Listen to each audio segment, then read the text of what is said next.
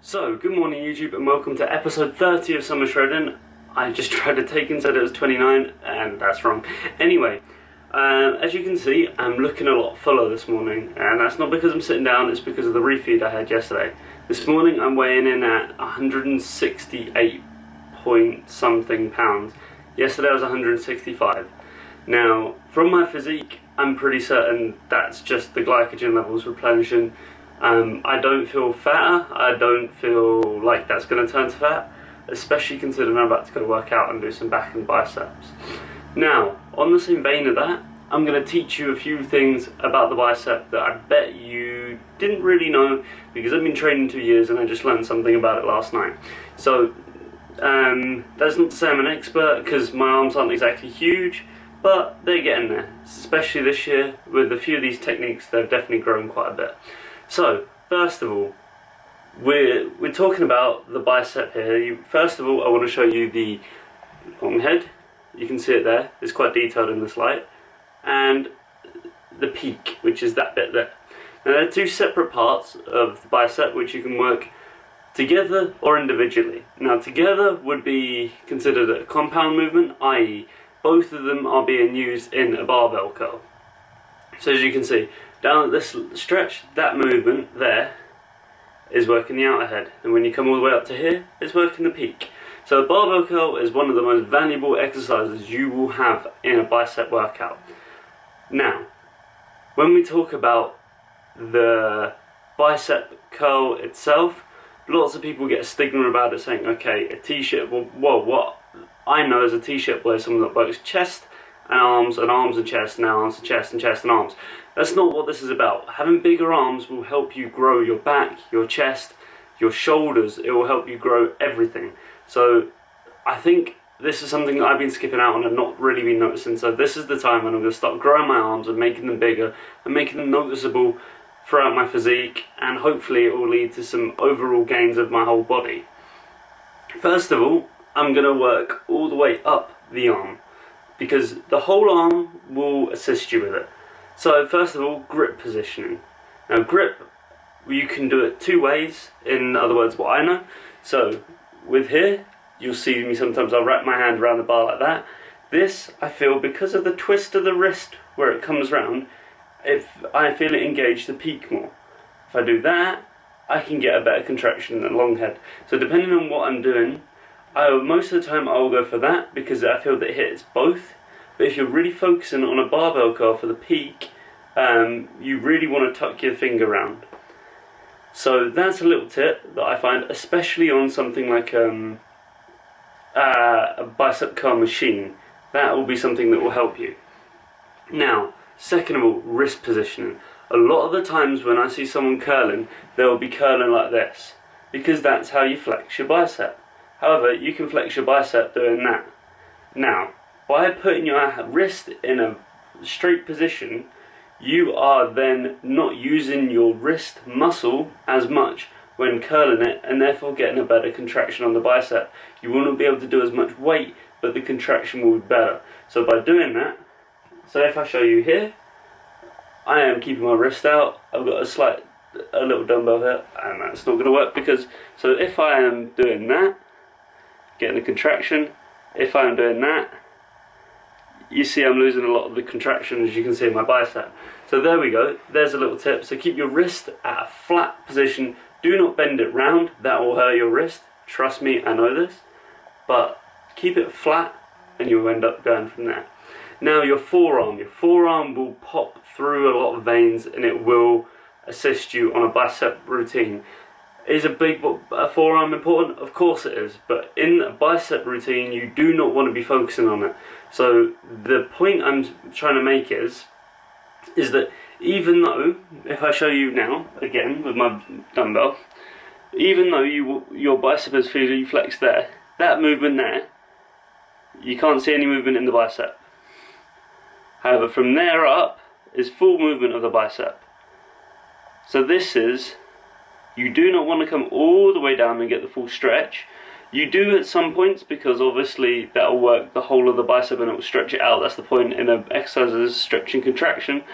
But I find that holding it there for too length of a period will only work your wrist. So if you are going to go all the way down, I would suggest keeping it all the way down, but still making sure your wrist is sort of twisted out to keep the full tension on the bicep, or else you can easily move into your inner wrist, or your forearm even, sorry, and get that working in general. I'm actually going to go back down the arm a little bit and talk about the forearm, talk about the wrist again, because it has such a key movement in any curl. So you can see here, doing this contraction, I'm getting to about there, and then it's working, it's still working, but what about if we do this? Boom, twist it out at the end. Now, if I was to do this anyway with my normal arm, I do that, I'll do it like this, do that, see the contraction, I do that, you can see a better contraction. So the twist out of the wrist is something that you should incorporate in every sort of curl that you're trying to hit the peak of the bicep for, because when you do that naturally, even with your arm straight, it engages your bicep, your peak head, inner head, whatever you want to call it, of your bicep. That's going to help you. You will not be able to lift as much, but that's not the important part of this. You'll soon move up the weights and soon get a better contraction. Now we're going to talk about elbow positioning. So we've established that you want to keep your wrists still, you want to keep your forearms so that they're not engaging too much in the bicep work. We're going to talk about the elbow now. Now the elbow must stay still. When putting the elbow, moving it forward, you're moving your back. So as you can see, I'm engaging my back by moving that, because your body is smart. Your body wants to use as many muscles as it can to make the movement easier. What you want to do is make it harder so that your muscles will grow quicker. Now, by keeping your elbows still, you are literally using that one muscle. You can see my shoulders moving, they will engage, but it's not something to worry about. You can go up until it stops engaging, so if we go there, instead of going all the way to there, you're not going to get as good of a squeeze on your bicep, but you're not going to engage your shoulders as much. So it's really up to you. But the elbow position in itself, I learned this last night, so I'm no expert on this, but the elbow positioning is more key than you think. So by having your elbow down by your side, you're going to just do a normal bicep curl. By having it in front, you're going to hit the peak more. As you can see there, straight away you can see a peak contraction. Having it behind you, you can see the long head contracts way more than the peak. So by having your elbows behind you, you're going to be working more of the long head, in front more of the inner head. So make sure you work both of those. Again, it's really down to what your bicep is lagging or what you want to improve. Shoulders play a big part in it too. As I said, your shoulders do engage. They will engage, it's natural, because your shoulders support your arm. What you're trying to do is trying to make sure that they don't engage too much. In other words, that they're taking most of the load. Now you notice this when you go too heavy. This is how you know you're going too heavy. As you can see, when I do a 40 kilo barbell curl, my shoulders are engaging so much that barely any of the load is on my bicep. Now the only reason why I'm doing that and keep doing that is so that eventually my bicep goes, actually, do you know what, I can take this. But that's nervous system work, that's something completely different. So by having shoulders that engage in that, you're working your shoulders as well. They do a lot of work outside of a shoulder workout. So we're good on that point. Having big shoulders will make your arms look bigger too, that's just a side note. Now, you're going to be walking around with a t-shirt on a beach, right? Or somewhere sunny, or just anywhere. You're going to want to show off your arms. Now, I don't know about you, but I don't know many people that walk around like that all day. I don't know many people that walk around with their biceps flexed. However, when your arms are down by your sides, your long head is showing. So by doing long head work, i.e. hammer curls, behind the back curl, elbows behind your back curls, doing reverse curls, which also work this muscle here, which is your brachialis, which will assist stability in a bench press too. So do not miss out reverse curls, which are really hard to do with the dumbbell. So you want to be doing those sorts of exercises if you don't want to be flexing like this every single day of the year to show off your biceps. Hey, that's a little tip. Just a few things that I know about the bicep. I'm no expert on it, but they're the things that I've tried, that people have said, and I know they work. Furthermore, one more little bit. When doing single arm curls, i.e. on a on a preacher bench, or just off your knee, make sure your shoulders move. So if I'm curling this arm, I'm going to move this shoulder down. What this automatically does is, because you want to try and push your elbow in front of your body, because of a preacher curl where you do, or just a standing bent over curl, I'm not really sure what they're called. Because that is mainly focusing on the peak, you want to try and move that elbow as far forward as you can. There we go. There's a little tip. Move your elbows forward. Also, on a barbell, sorry, this bit's dragging on a little bit, but I'm just remembering things as they fly off of me. On a barbell, outside is going to work the peak more. Inside of the barbell is going to work the long head more. So by your hand positioning, you may think it doesn't matter, you're just trying to get the weight up. It will make a massive difference. Try and find an in-between. That's what I try and do. Try and find an in-between on a barbell curl, especially if you're going a little bit heavier. It's going to engage both of them and you're not going to lag on one of them. However, if you're using an easy bar, and that's not easy, in other words, the word easy is EZ, where it's bent and wiggly, inside and outside, it's not preference. Works two different parts of your bicep. Anyway, I'm going to go off and train. You probably heard enough of me talk today. I'm going to go hit biceps first, then back. My back's still a little bit sore, but I'm going to, and then when I say sore, I mean hurting, not like aching. So I'm going to probably go quite light and only use machines. It's upper back day, so we'll see what we can get. I will speak to you guys. So guys, I hit a back and bicep workout. Now, I'm not going to lie to you, I did forget, well, not forget to record, but I forgot my camera. So I couldn't record, which was massive disappointment, because after the bicep talk this morning, I had a really good bicep workout. My back workout wasn't so great, but I pre-exhausted my biceps, so I feel that that's basically the reason behind it. Now what I am going to do is, I've decided that I'm going to go back to doing one muscle group a day. So as of when I get back from Kelsey's, well, from Glasgow anyway, I'm going to be hitting chest and all of them on a different day. So I feel that I can get a better pump on that one muscle group and walk out of there with a pump in that muscle group still, rather than say working really hard on arms and walking out with a back pump or something. So I'm going to start doing that again. I do prefer that. And that's pretty much it. I got 2.5 kilos of chicken in. We got a pack tonight. I've got all sorts to do.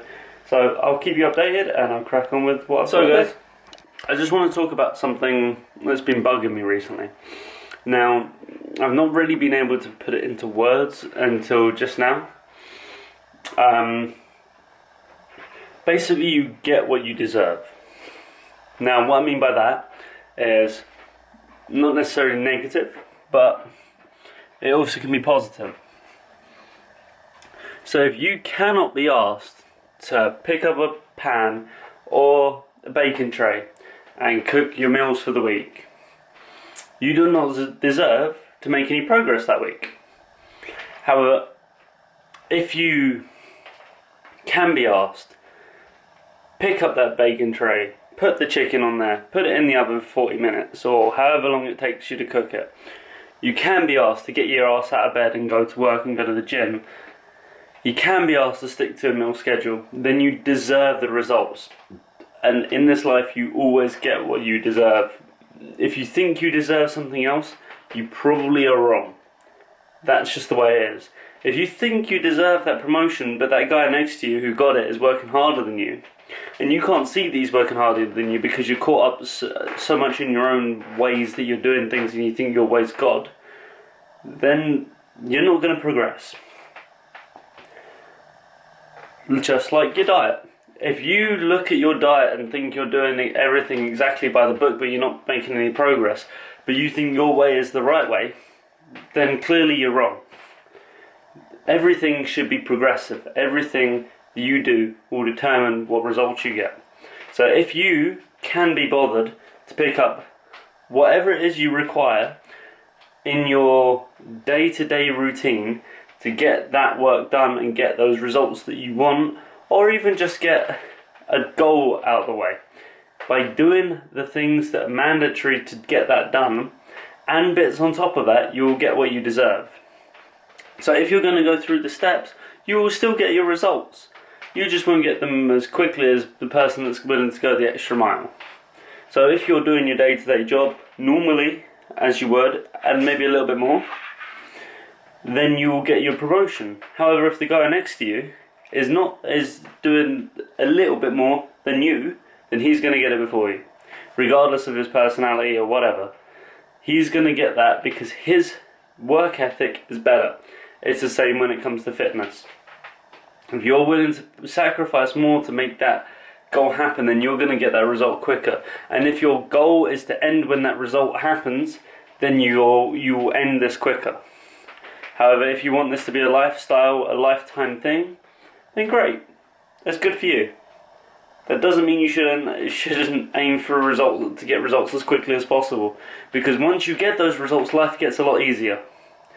You will be able to eat a bit more junk food. You will be able to do this. You will be able to do that. I mean, look at these bodybuilders, the massive 300-pound monsters. They can eat pretty much what they like. They've worked their asses off for 10, 15 years trying to get to that size. Now what they can do is they physically have to eat a tub of Ben & Jerry's to get their calorie intake. And they can get away with it because they won't be putting on any fat because their body uses that much up. So you get what you deserve. If you work your ass off in 10, 20 years time, you will know why you worked your ass off. Maybe not so much now, but you will in the future. That's just a little rant from me. It bugs me every day when people say, oh, I haven't stuck to my diet today. Oh, I haven't stuck to my diet today. But I really want that six-pack. Well, stick to a diet and you'll deserve it. Come back to me when you deserve it. So guys, sorry about the rant. I was down the gym and someone really got my case because of it. I'm not going to go into too much detail on that. Basically, they just started questioning my diet and they... Okay, I should take it on board.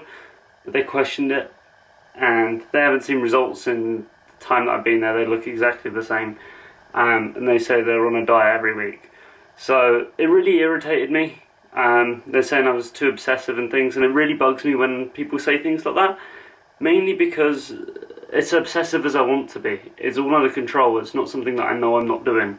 So if I do seem obsessive, it's because I want it to be that way, because I know I'll get the results quicker that way, and that's the way I want. That's what I want. I want the results more than I want the food, basically. So that's just and it really bugs me when people get on my case about it. I don't mind here and there, but when it's consistently coming from every angle, you'll find that when you're shredding or bulking or whatever, everyone's like, oh, you just have a mince on its own. That can't be healthy. Well, actually, love, you're 30 stone. I've just lost 2 of those in a month. Okay, now who's right? Sorry, and I'm not going to rant again. It just really bugs me, because if you're going to criticise on something that you know about and you can give a valid argument. For example, Albert Aldridge, if he was to come at me and say, you're too obsessive, you need to do this, you need to do that, and he showed me that, okay, this is what you're doing wrong, then I'm okay with that. Constructive criticism's okay, but criticism on its own, I cannot stand. You're just going to criticise me about something that I don't have any, that you can't educate me and make me better at it, then just keep your comments to yourself. Anyway, rant over. I finally realised why those 2 videos took so damn long to upload. First of all, first one, I was still working off the Wi-Fi. I then got my Ethernet port. The second one, I was like, okay, why is this? I rendered it in 4K. So if you don't know what that is, you've got different So for example, your TV, HD will be classed as 720p. Full HD will be 1080p, which is what this video will be rendered in. Then the new smart TVs that are bendy and everything are 4K TVs. I rendered that out on 4K, so that was so episode 14 was a 45 gigabyte file. However, this one will probably, well, episode 15 and 16 were around 4 gigabytes. So that's why it took so long to upload. It's processing now, it's got 53 seconds left after being uploaded on Friday. So I'm not going to do that again, learn my lesson, and that's why these videos have been a bit shorter over the weekend, because I thought, wow, if I'm going to have to be doing that, I'm going to have to make sure they're shorter and blah blah blah, when really it was my own fault. So I'm apologising for that for over this weekend. Other than that, things should go back to normal. On Friday I'm flying to Glasgow with Kels. Picked her up a little present. Hopefully you'll see what that is when I give it to her.